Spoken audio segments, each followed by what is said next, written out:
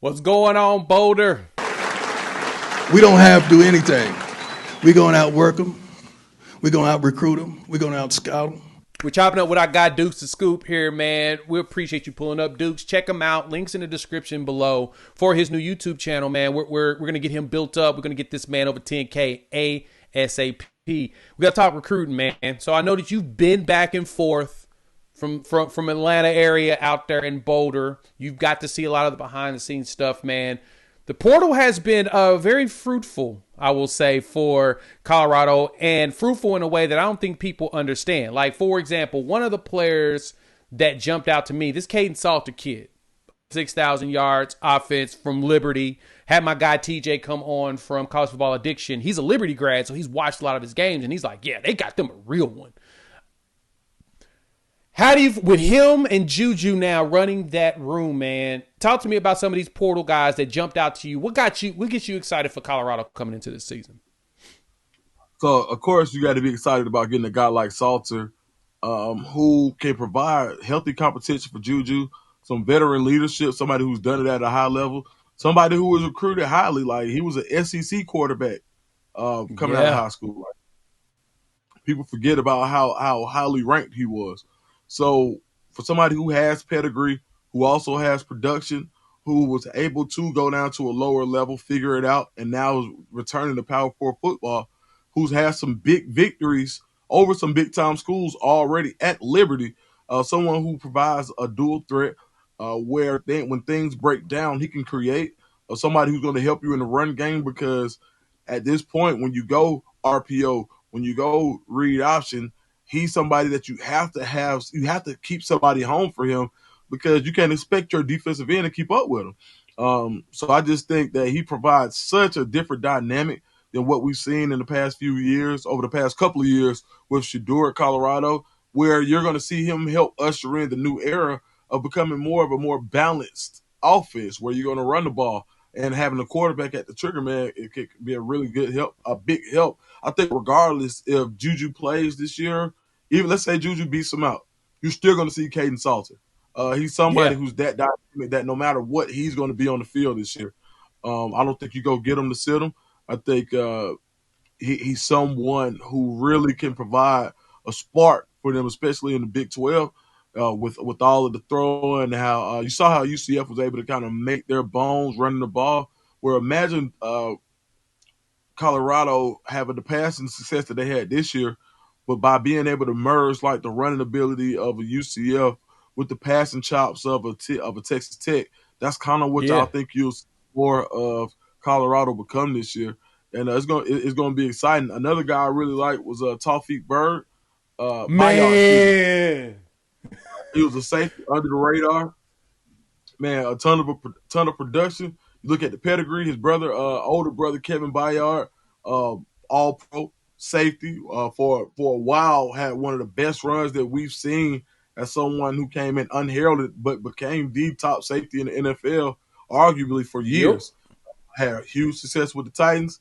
So when you look at his pedigree and you look at the similarities in their game, you see the IQ, you see the physicality, and you see the ball skills. And that's somebody that I think that's flying under the radar that people should be a lot more excited about. I always look at recruiting as far as it ain't who you get, it's who you beat. When you beat teams like LSU, when you beat teams who are really interested in this guy, Texas A&M, there are a lot of teams that were interested in him. Pittsburgh, like you're looking at a lot of Power 4 teams who play some good football this year. So I think by being able to win a guy, and bring in a guy with some veteran leadership like Bayard, who's played and still has a lot of tread on that tire, he's probably been the guy that I'm most excited about outside of Kaden Salter when it comes to Colorado's portal haul. Yeah, those two are two big ones to me as well, man, because looking at Bayard, as you said it perfectly, him, his brother, playing at Tennessee, I remember watching him like crazy, man. Like, he was everywhere. That defense was nasty when he was there. Another two that really jumped out to me, especially adding like with Tawfiq Bird, is that Jaheim Otis, man, pulling him from Alabama. Big boy, 6'5", 320. Run stuffing is critical. And we're seeing this now as Arizona State's now headed into, they're in the playoffs, winning the conference, about to play Texas. That Scatterboo kid, boy, Cam Scatterboo was a problem for a lot of people. Him and Ashton Genty were two issues running down people's throat. You got to have somebody in the middle that can help with that. Jaheim Otis is one. But one young player I really like, man, and I've been keeping up with him as, I'm a big OU guy as well, was Makari Vickers, man. Young corner, young bull, 6'1", 180 corner that he was dealing with a little bit of injury stuff, and which kind of made him fall in the depth chart. It wasn't that he wasn't good. He just kind of, was a little hurt. But getting him underneath Prime's tutelage, bro, and Coach Mathis, man, I think Makari Vickers could end up being one of the starting corners walking in the door. Now, and that's no shade to anybody else on the roster. The kid's special. Seatbelt's got it. It's just healthy. You got to make sure he's healthy, man. I'm stoked about him as well, man. I like seeing when the young players come in like that and be able to have that opportunity, but also they've got that pedigree coming from, because he was a highly rated kid coming out of high school. He was, if I'm correct, top 200 kid on the recruiting. Yeah, he was on 247 had him as number 73 in the country. Yeah, so he's top 100 kid coming out of high school. Just health wet, man. So for you do you think Colorado's done in the portal, or you sense that there's some more players they're going to try to go after? Yeah, I think you're going to see them get a running back. You can see them possibly pick up another tight end. I think you'll see them grab possibly another D-line edge rusher. But I think there's still room for a game-breaking wide receiver. I do think that as you see the playoff teams, the second wave of the portal, as all the playoff teams start to release, or I guess as they get put out of the playoffs, you're going to see more guys jump in the portal.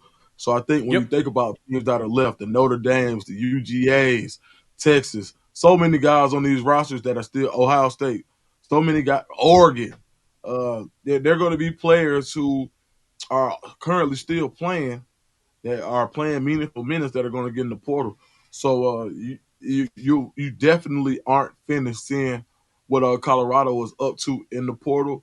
And just a note on Vickers, man, just when you talk about Makari Vickers, he's someone who, when I talk to people at Oklahoma, toolsy was the word they used to describe him. Very toolsy. Yeah. A long speed. When you build a cornerback, you wanted to look like him.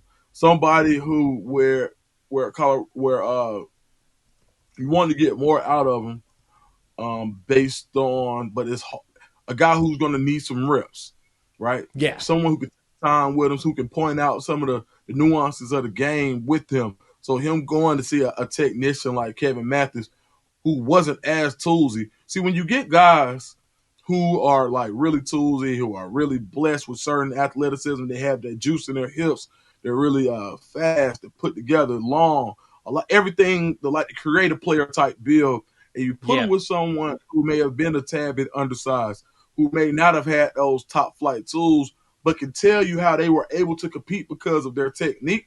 When you see that type of marriage, it can be really exciting. So I think as far as top end tools, nobody on that roster has the tools that Makari Vickers has. So that's going to be really exciting to see what he could do in black and gold.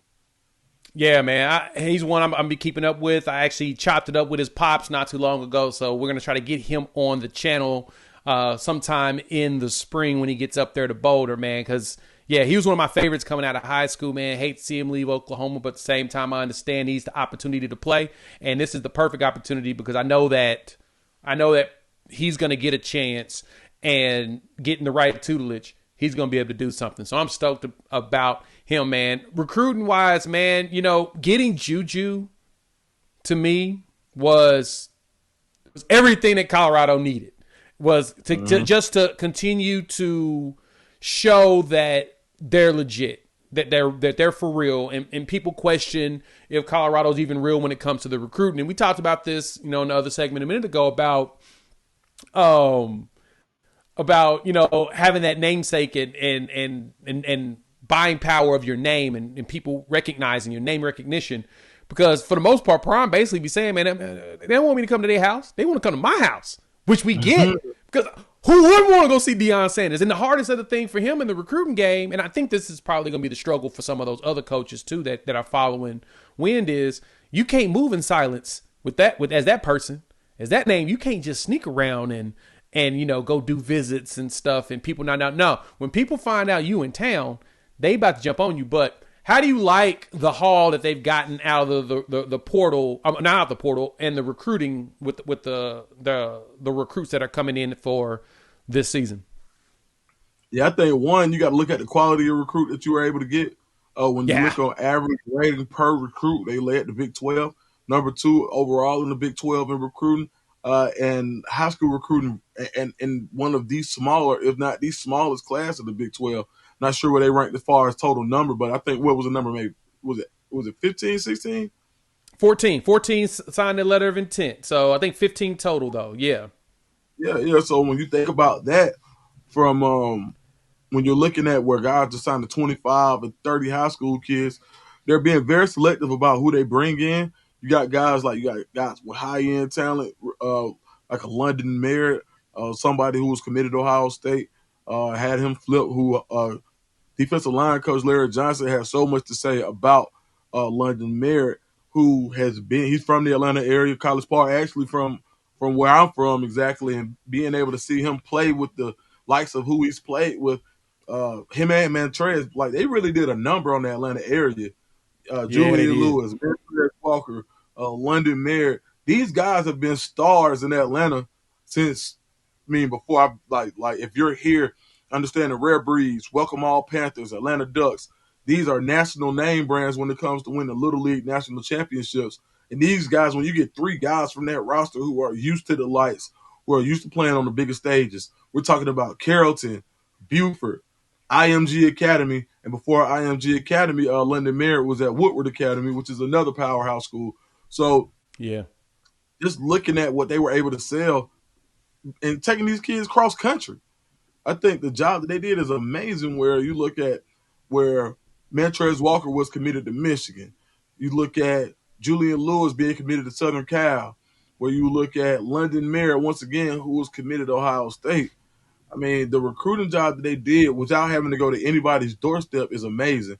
And I talked to Coach Prime about that at length, and he got on me a little bit. He was like, "Man, dude, you gonna ask me the same thing everybody else asked." And I'm like, "Coach, I got you." But he told me, he gave me a good answer. He said there's gonna be a time he's got a golden ticket one day. He doesn't know when he's gonna use it, but he does see a world where if there's a bye week that he could get out and go see somebody, depending on who and when. But just Coach Prime not being able to, just because of his name recognition. I mean, right now we're talking about probably the prominent face in football. Right now, I can't think of a guy who can command the audience that he commands on the college level and the pro level.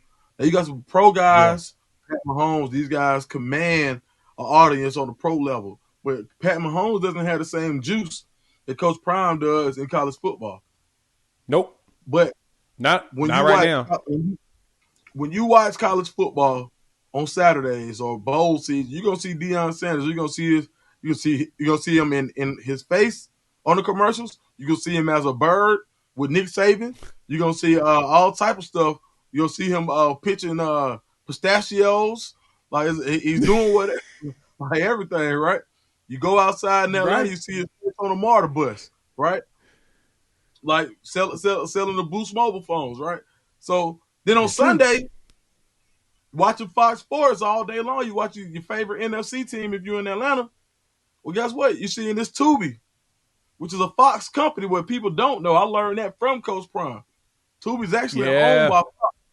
And you see this Coach Prime TV show run 50 times a day. So he's not going to be able to go sneak into somebody. Like, to your point, he can't just go to one school, because if he goes to one and doesn't go to the next, then there's a problem. Not because maybe there's not a player that we're recruiting, but because who he is to our community goes so much further than just a football guy. Like, when you talk about the cultural impact made, especially in the Atlanta area, it's going to be hard for him to go to each and every school. He's got no problem hosting, and I think one of the things that he helped do London Merritt's little sister hair when she was when they took the OV. Like, he's just like a uncle, father type kid, man. Yeah, man, put the barrettes in. He did something. I forgot what he did. But just all up, man. You know what I'm saying? And I think it's deeper than it's a lot deeper than just X's and O's of what he provides. So the recruiting job that he was able to do almost remotely is insane to think about the potential that Colorado has being a recruiting juggernaut in the Big 12, because it's only a matter of time before Coach Prime says, all right, we built it up. Now I want five stars out of high school. It's only a matter of time. Yeah, that right there. That right there. It's coming. It's coming, and you're going to start seeing these classes pop off. Because like you said, dude's an icon, and people they're very selective about who they pick up. And that's the one thing I'll give to Prime in watching it. You can tell that he knows who he wants, how he wants it, and that has been the focus. And I can't even be mad about how that's being done, because truth be told, it's the smart route to go. That is the way you want to. You want to pick, because as Prime said in his recruiting video, in the presser, we going after dudes that can play. We want people to contribute today. Like, I mean, I know you're a freshman, but if you can contribute today, I'm going to play you. And that's what we're looking for, those type of guys. When I look for dudes that just to put in depth, you end up in depth if you can't get past the guy in front of you. But we want you to have the capabilities and the thought process that you can play. So, nah, man, that's 100% spot on. So this is our guy, Dukes the Scoop. Dukes, man, thank you for pulling up and hanging out with us. Once again, man, tell the people where they can find you. You know, all your content everywhere, but where can they find you, Dukes the Scoops? Man, so first of all, always, man, follow me on Instagram and Twitter at Dukes D Scoop, DUKESTHESCOOP. But in the meantime, when I'm not on DNVR with the DNVR Scoop, when I'm not on the pregame network with You Tell Me with Uncle Neely, and also the pregame breakdown that you'll probably should be one dropping today. And when I'm not on the CU Flex with Well Off Media with my man Bucky, a.k.a. Deion Sanders Jr., go to at Dukes D Scoop on YouTube, my own channel, at youtube.com/ at Dukes D Scoop. Go check me out, man. I go live probably 2 or 3 times a week. I just started it. We got monetized in 2 weeks, 4,000 watch hours and 4 shows, which is damn near unheard of for a brand new channel. So I just want to thank everybody for supporting. I want to thank God first and foremost for making it happen. And now I'm just looking to grow, man. Maybe one day, I could be like my man, Unfair. Maybe one day I can be, maybe it can be fair to me, man. Yeah, we got you, man. We gonna get you there, my boy. And that's our whole goal now. We're gonna get Dukes up there in the big numbers. So check them out. Appreciate you pulling up here to the prime time for college football, dog. Yeah, for sure, man.